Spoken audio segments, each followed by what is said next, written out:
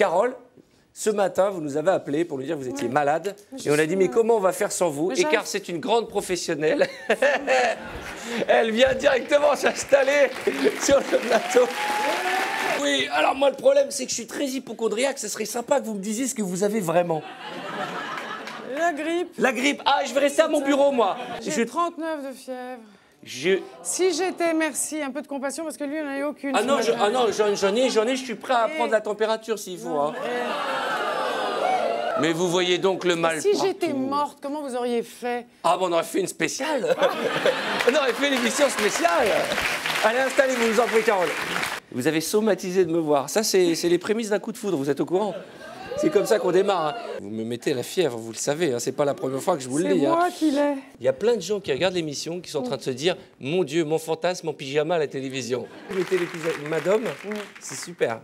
Mais moi, je pourrais pas vous prêter le mien car je dors nu. Je ne vois pas ce qu'il y a de particulier à dormir nu. Carole doit certainement être nue de temps en temps. J'ai appris que vous êtes plus rock'n'roll que vous ne le paraissiez. Vous avez été peinte par Andy Warhol? Ah non, j'étais photographiée et repeinte, oui. C'est vrai, vous avez compris ce que vous venez de dire juste avant. Oui, d'abord il m'a photographié puis il m'a repeint. Ah ouais. C'est comme ça qu'il faisait, oui. On a eu l'occasion de faire une émission de télé où vous étiez normal, hein, enfin pas dans cet état, et vous étiez super sexy, et vous m'avez regardé droit dans les yeux et j'ai fondu, j'ai perdu tous mes moyens. Oui. Je suis ça va pas marcher si je fais pareil. Eh ben je sais pas, moi, si le pyjama m'excite pas plus que la jupe fendue. Je sais pas, il y a un côté, je sais pas, je m'imaginais Carole, on se met devant la télé, on mange des chips, et après on verra. Ah bah des chips, non. Hein. Je vais vous dire un truc, Carole. Nous, les hommes, la première chose qu'on se dit, c'est quand on rencontre une femme, c'est on veut voir comment elle est le matin au réveil. Vous êtes d'accord? Parce que quand elle a passé 8 heures dans la salle de bain, c'est plus la même personne. Et là, si vous êtes comme ça au réveil, je suis à 2 doigts de faire la boulette. Vous êtes déjà tombée amoureuse pendant une émission de télé? Non.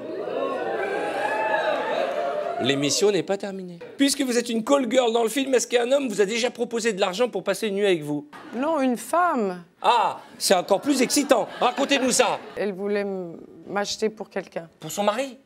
Oh, mais voilà, Noël approche. Mesdames et messieurs, c'est Noël. Il y a longtemps, hein. Chérie. Il y a longtemps.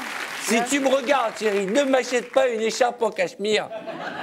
Je voudrais Carole Bouquet en pyjama. Est-ce qu'il vous est déjà arrivé qu'il y ait des hommes qui vous plaisaient et ils n'ont pas osé vous draguer parce que vous étiez célèbre?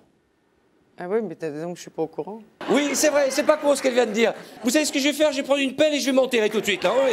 Alors, quelle est la chose la plus folle que vous ayez faite pour un homme? On peut pas dire. Par amour, qu'est-ce qu'on peut faire? Non, bah tout. Non, mais je parle pas sexuellement, je parle des voyages. Je suis pas obsédée, je parlais pas du tout de sexe. Mais parce que parce qu'il y a des femmes qui font tout par amour, attention. Hein. Dans ces moments de passion dont je veux plus, hein, je vous le dis tout de suite. Vous voulez plus de passion? Oh non. Mais pourquoi? Mais c'est le piment de la vie, la flamme.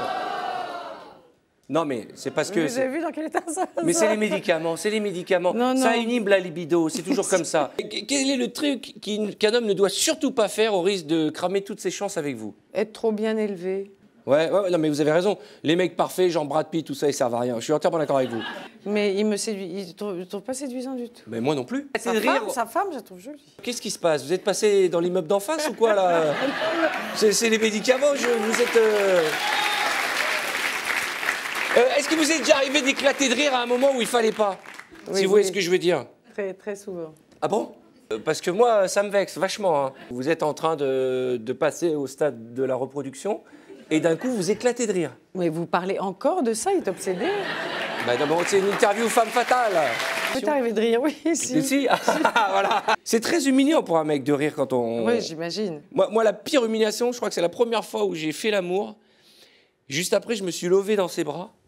Elle a posé sa tête sur mon épaule comme ça et à l'oreille, elle m'a murmuré « C'est pas grave !»